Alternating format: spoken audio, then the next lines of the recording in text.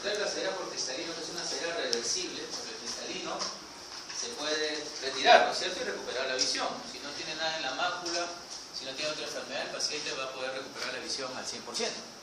El problema con el glaucoma es que la ceguera que produce es una ceguera irreversible, no se puede revertir. Es una ceguera neurológica, por eso se dice que el glaucoma es una enfermedad neurológica, o sea, del nervio óptico, podría decirse que es una neuropatía. Pero si ven la literatura, básicamente se refiere a que es un grupo de enfermedades, ¿cierto? Es un grupo de enfermedades las cuales tienen en común 3 signos, ¿no? Su signo más importante es el aumento de la presión intraocular, o sea, todos los glaucomas tienen que tener presión alta, y después les voy a explicar por qué. Hay unos glaucomas que dicen de presión normal, pero al final son presión alta. O sea, presión alta o hipertensión ocular, el factor más importante en la génesis de los glaucomas. El segundo es la degeneración y excavación del nervio óptico. Entonces, muchos por eso dicen que el glaucoma es una neuropatía. Neuropatía progresiva, también, pero hay glaucomas agudos, hay glaucomas crónicos. Entonces hay que ver qué tipo de glaucoma es. Una neuropatía aguda, crónica, progresiva, sí. Altamente progresiva podría ser un agudo. Entonces, una neuropatía óptica, sí. O sea, degeneración y excavación tiene. Después vamos a ver las diferentes partes o clasificaciones. Y tercero son las alteraciones en el campo visual. Tienen que tener. Si no hay alteración en el campo visual, no es un glaucoma. Le llaman glaucoma preperimétrico, eso no, o eso no es. O sea, tiene la alteración del campo visual ya establecidas, y hablamos de un glaucoma. Que sea leve, incipiente, es otra cosa. Pero ya tiene alteración. Entonces, aumenta la presión intraocular, degeneración y excavación del nervio óptico y alteraciones del campo visual. Se llaman escotomas. Eso sería el concepto de los glaucomas. La incidencia en general. Los glaucomas producen aproximadamente, en el servicio de Hipólito Unanue, es la tercera causa de consulta de los glaucomas. Si uno junta todos los tipos de glaucomas que hay, la tercera causa de consulta luego los trastornos refractivos y catarata. De ahí viene el pterigio y perdón, la cuarta, ¿no? De ahí viene el glaucoma. Entonces, obviamente, el glaucoma es una causa importante de consulta. Porque muchas veces el glaucoma es el ladrón silencioso en su forma más, digamos, si ustedes ven la clasificación de los glaucomas, el más común le llaman ladrón silencioso, porque es crónico y no avisa, no da síntomas. Más común de los glaucomas. Los otros, algunos sí dan síntomas, los secundarios también dan síntomas, pero el más común, el 70% de los glaucomas, el más común es el ladrón silencioso de la visión, el crónico simple que no da síntomas al inicio. Entonces es un factor de consulta bastante frecuente de descarte. No viene el paciente, doctor, quiero que me descarte el glaucoma. ¿Por qué? Porque mi papá tiene glaucoma, porque mi hermano tiene glaucoma, porque me han dicho en la calle, no hay una cosa, la televisión, etc. Entonces quieren un descarte. Entonces la incidencia del glaucoma ya diagnosticado llega a un 2%. Es una incidencia bastante alta en algunas series, hasta un 2% de la población, digamos, que se ha examinado en un centro de salud, que ha venido por descarte, tiene glaucoma. 2%. El mecanismo, digamos, para entender los glaucomas tenemos que saber por qué o qué determina la presión intraocular, porque es el principal factor. La presión intraocular está determinada por el humor acuoso, por la dinámica, la producción, la circulación y la salida del humor acuoso. Esta dinámica del humor acuoso determina la presión del ojo. Entonces, ¿dónde se forma el humor acuoso? En la presión ciliar, ¿no? Básicamente, ¿en dónde? En el epitelio ciliar posterior o en la zona no pigmentada. En el epitelio ciliar posterior, zona no pigmentada, y se forma el humor acuoso. Se forma por dos mecanismos. A través de los capilares, por filtración y por producción. Mientras el citoplasma, estas células no pigmentadas. Este citoplasma tiene una enzima llamada anhidasa carbónica, la cual está también en el nefrón. Esta anhidasa carbónica es la que participa en la producción del humor acuoso y hace que esto salga hacia el exterior. Y el humor acuoso es agua, básicamente 98% es agua, 2% restantes son electrolitos, pero básicamente es agua. Entonces, este flujo normal del humor acuoso va a determinar la presión intraocular. El humor acuoso producido acá, procesos ciliares, toda esta zona. Entonces, sale hacia una tasa de formación que varía en el día. O sea, una persona produce más humor acuoso, está determinado en las primeras horas de la mañana, un ritmo circadiano. Entonces, en las primeras horas de la mañana vas a tener mayor producción de humor acuoso de forma normal, mayor circulación y obviamente mayor presión ocular. Dentro de lo normal, pero va a haber 2 o 3 líneas por encima de la basal del paciente en las primeras horas de la mañana. Entonces va a salir por acá, va a pasar por la zónula, cámara posterior a la cámara anterior, por la pupila, y acá va a ser drenado. Va a salir bajo dos mecanismos. La vía clásica o vía trabecular. El trabéculo es una parte de la esclera especial. Es una parte de la esclera que está pigmentada y que tiene huecos. Tiene pequeños huequitos y tiene pigmento. Se llama malla trabecular o trabéculo. Entonces, a través de esta zona de la esclera drena el humor acuoso hasta el canal de Schlemm, que también es otro canal circular en la esclera, y algunos canales. Se llama canales de recogida que lo llevan a la circulación venosa. Entonces, esta es la vía clásica o vía trabecular. Vía clásica o trabecular, 90% del drenaje. El 10%, vía alternativa, o vía directa, o vía uvio-escleral. Uvio-escleral. Directo, al paso supracoroideo y de ahí a la esclera. Que ahí tiene un pequeño vaso, lo absorbe. De forma más lenta, pero esta es la vía alternativa, o vía secundaria, o vía directa. Es el 10% del drenaje. Aquí hay varios métodos. Es importante saber esto porque hay medicamentos que actúan en esta vía, en este 10%.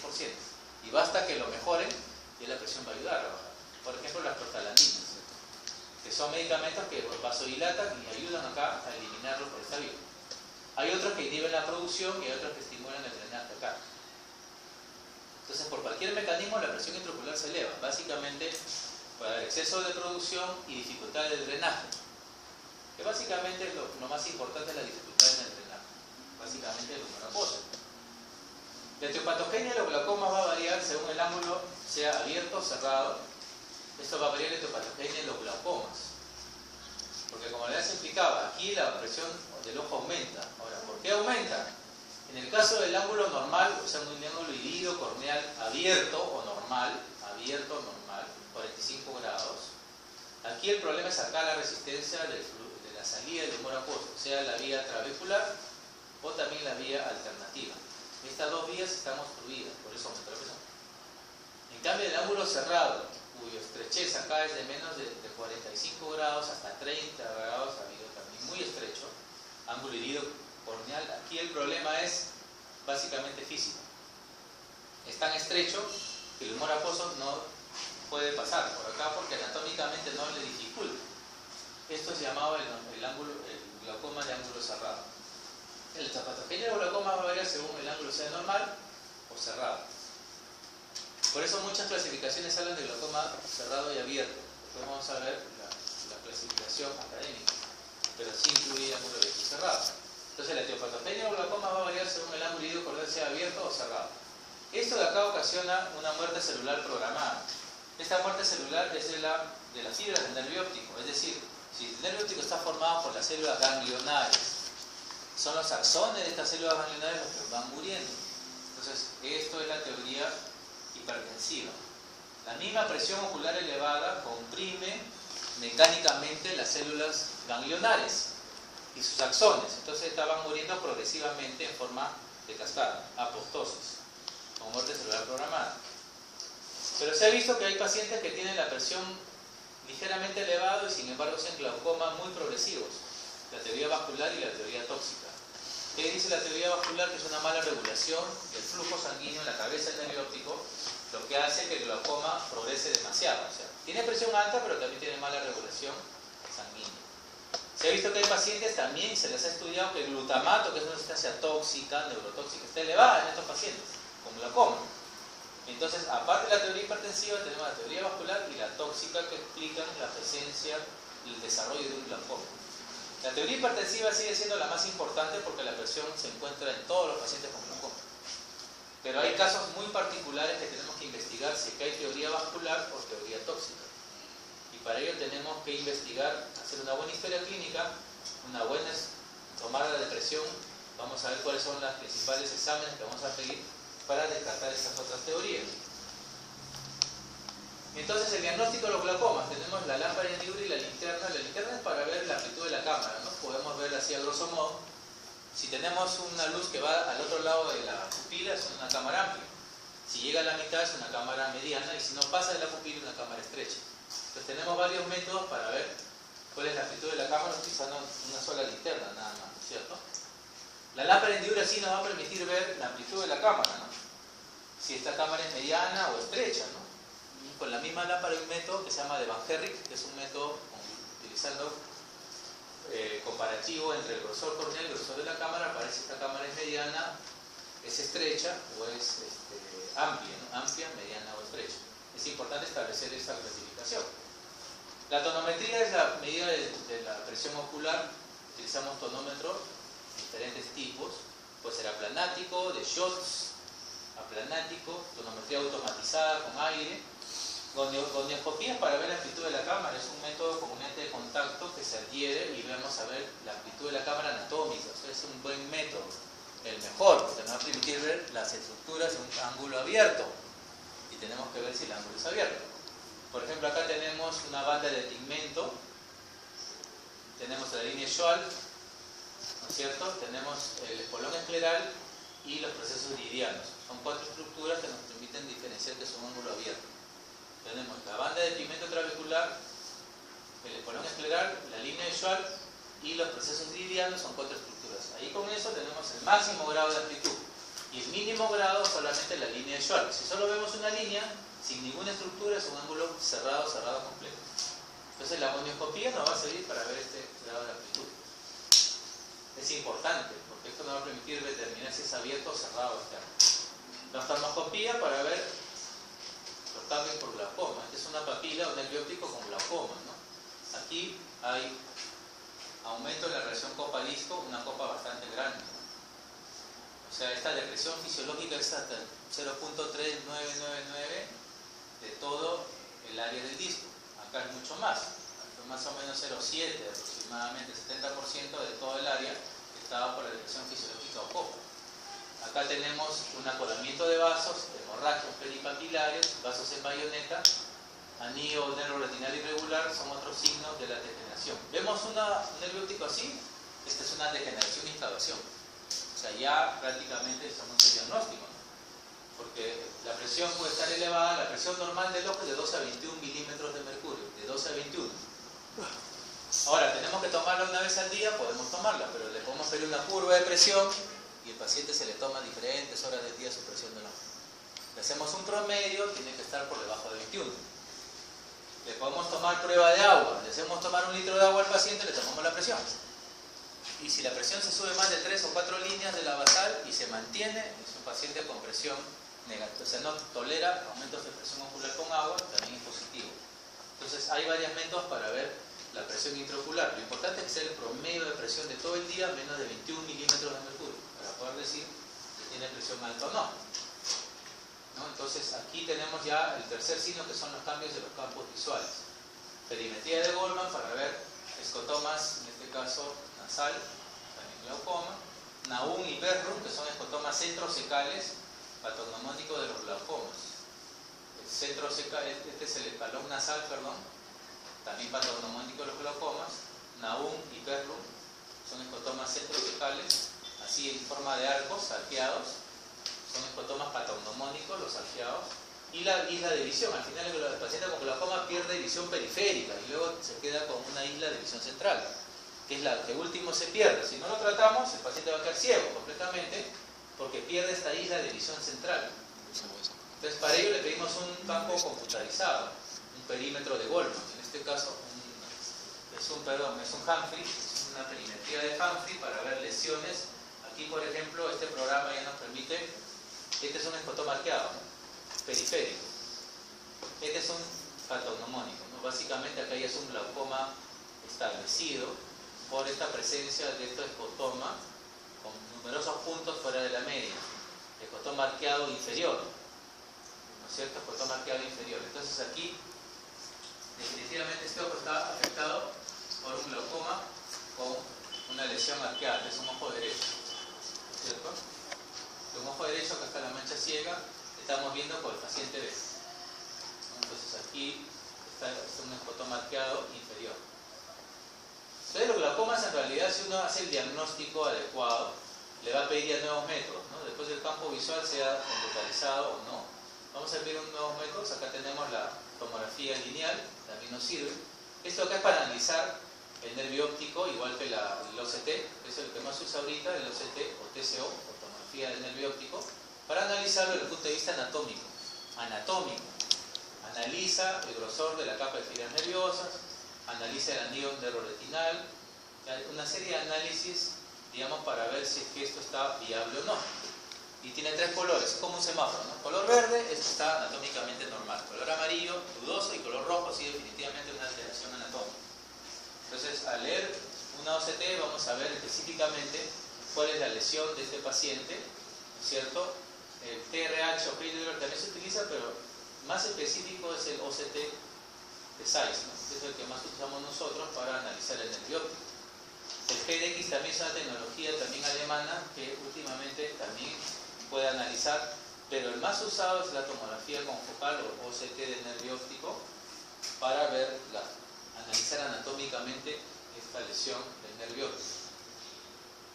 ¿Cómo se clasifican los glaucomas? En primarios y secundarios. Luego ya viene la de ángulo, ¿no? O sea, los primarios en realidad cuando no hay una causa definida, y el secundario cuando ya existe una causa definida de estos glaucomas.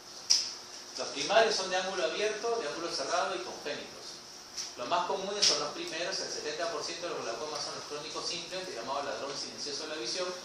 Aquí hay que hacer una detección porque son cuadros asintomáticos, el cuadro clínico es inespecífico, no es muy específico de los glaucomas. El de ángulo cerrado se clasifica en agudos, subagudos y crónicos. Alrededor del 10% de todos los glaucomas son de ángulo cerrado. En cambio, el del primero son 70%, son los más comunes, el 70%, acá es el 10%. Aquí el mecanismo más comúnmente representativo del glaucoma de ángulo cerrado de tipo agudo, que es el más común de los cerrados, es el agudo, que es una urgencia oftalmológica, es el bloqueo pupilar. O sea, la pupila se bloquea, ¿no? Se queda dilatada, ojo rojo, doloroso y ciego, glaucoma agudo. Ojo rojo, doloroso, ciego y con pupila poco reactiva, ya lo completamos, es un glaucoma agudo, basta demostrar lo contrario. Entonces, no los ojos, un ojo rojo, doloroso, ciego y con pupila poco reactiva o no reactiva es un glaucoma de ángulo cerrado agudo hasta demostrar lo contrario. Y aquí es una urgencia oftalmológica, porque mientras más tiempo pase con esta presión elevada, tomamos la presión, está pues obviamente muy por encima de 21, el nervio óptico va a morir. Entonces hay que evitar esa muerte neuronal. Entonces hay que actuar bajando la presión rápidamente aquí para evitar daños irreversibles, ¿no? El ángulo cerrado. El congénito se clasifica en leve, moderado y severo. El ojo del cuello bustarnos es el cuadro clínico severo, como en este caso. Es una megalocórnea, ¿se dan cuenta? Son ojos grandes. Son córneas de más de 13 milímetros de diámetro, porque acá los niños tienen una esclera muy elástica. Y si la presión está elevada, obviamente van a tener problemas así. Son niños que vienen, obviamente los papás los traen por lagrimeo bilateral, se soban acá toda la lista, entonces uno ya les ve un ojo grande y ya sospecha, ¿no? Acá hay una megalocórnea, entonces aquí hay que actuar definitivamente para evitar esta ceguera por compresión al nervio óptico. Está ligado a las anomalías de Peter, Axenfeld y Rieger, ¿no? Que vimos en forma. El glaucoma secundario se identifica en estos dos tipos. Cuando uno ya identifica la causa, generalmente son glaucomas secundarios traumáticos, básicamente.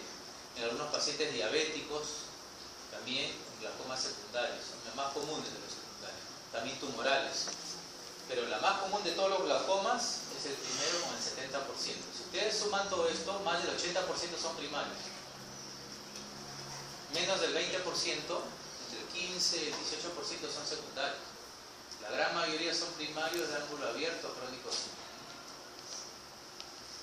Por ejemplo, un secundario por trauma ocular, acá hay una faquia, no tiene cristalino y el iris está totalmente desinsertado anatómicamente, acá hay un glaucoma secundario.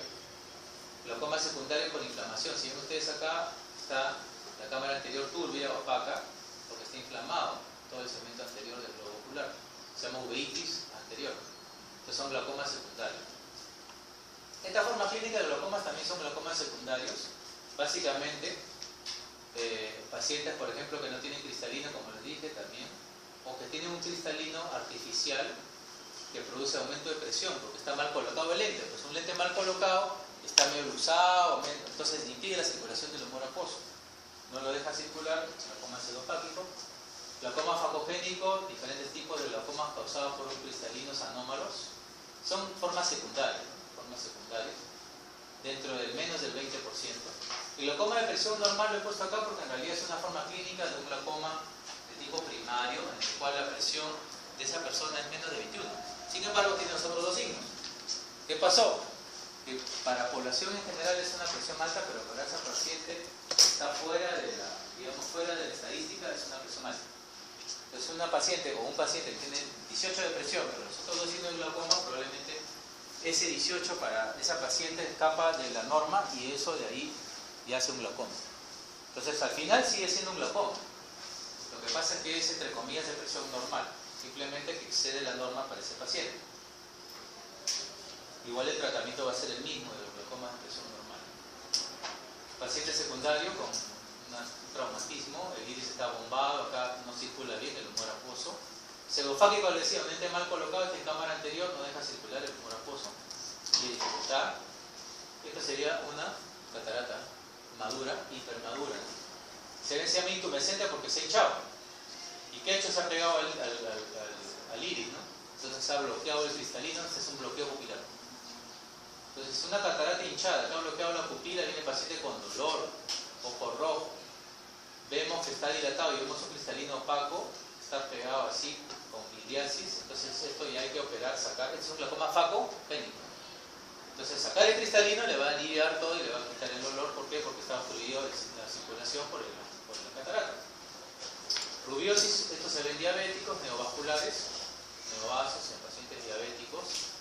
Esto ya no se ve mucho, antiguamente se veía bloqueo ciliolenticular, se veía en traumas oculares, se venía todo el lente y cristalino hacia adelante, cristalino con zónulas, se empujaban hacia adelante y bloqueaban completamente el ángulo.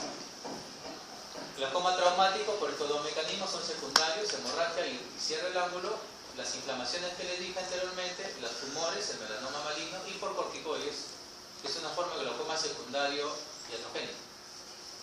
¿No? El uso y abuso del corticoide también produce glaucoma. Un trauma ocular con una luxación de cristalino hacia adelante, uveitis, o sea, inflamación. Este es un caso de un paciente con inflamación. Ven ustedes acá, iris de color claro, iris de color oscuro, heterocrómica. Esta es una ciclitis o uveitis heterocrómica de Fuchs. El paciente con glaucoma, el ojo con glaucoma es este. Este es un ojo normal y acá tiene glaucoma secundario. Secundario por uveitis. Un tumor, también puede ser un glaucoma secundario, puede producir también, en este caso, un melanoma, pieza operatoria, para que vean cómo queda el ojo. Y finalmente sobre tratamiento. O sea, ¿qué buscamos con tratar los glaucomas? Buscamos bajar la presión por diversos mecanismos. Tratamiento médico quirúrgico. En casos especiales, el objetivo es bajar la presión. En casos especiales es quirúrgico. Los primarios cerrados, estas urgencias, donde está bloqueado el ángulo, que no es la catarata. En congénitos severos y facogénicos es quirúrgico. Tenemos que entrar a operar. En el resto de glaucomas, incluyendo el crónico simple, que es el más común, el tratamiento es médico. Acá están todas las drogas, medicamentos, tanto tópicos como sistémicos. Acá hay sistémicos que producen baja de presión ocular. El gol estándar actualmente es el latanoprost y derivados, las prostaglandinas, F2-alfa. Latanoprost, imatoprost, travoprost. ¿Qué hacen estas? Disminuyen la producción y favorecen el drenaje. El mecanismo dual hace que la presión basal baje hasta un 40 o 50%.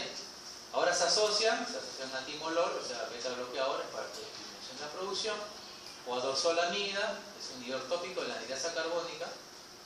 Este es tópico, este es sistémico. El problema de la cetazolamida es los problemas que trae por su diurético. Entonces acá puede haber problemas por diuresis. O sea, aquí se prefiere dar tópico, ¿no? O sea, el objetivo del tratamiento médico de glaucoma es bajar la presión.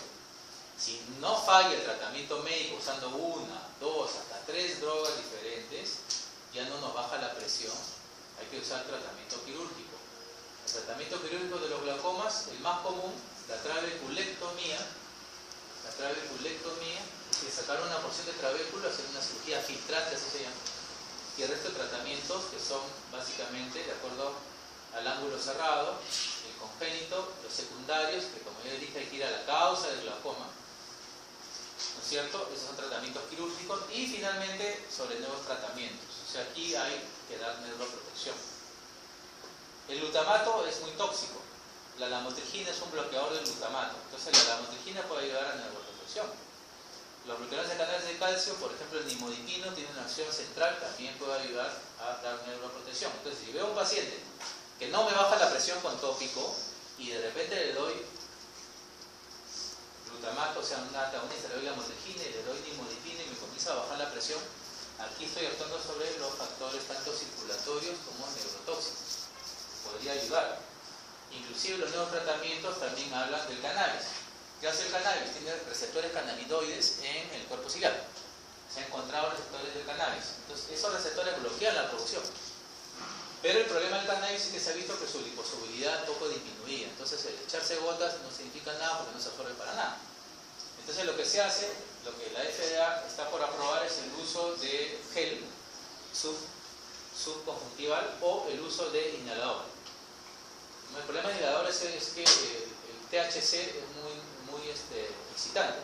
El THC es la única manera de absorberlo por vía nasal. Entonces están viendo la aplicación del gel donde tenga THC y CBD, que son los dos principales cannabinoides, para que puedan bloquear. Y se ha visto que por sí solo el cannabinoide baja en un 40-50% la presión basal. Entonces podría ser un tratamiento coadyuvante al tratamiento médico. Lo cierto es que los tratamientos quirúrgicos tienen bastante controversia.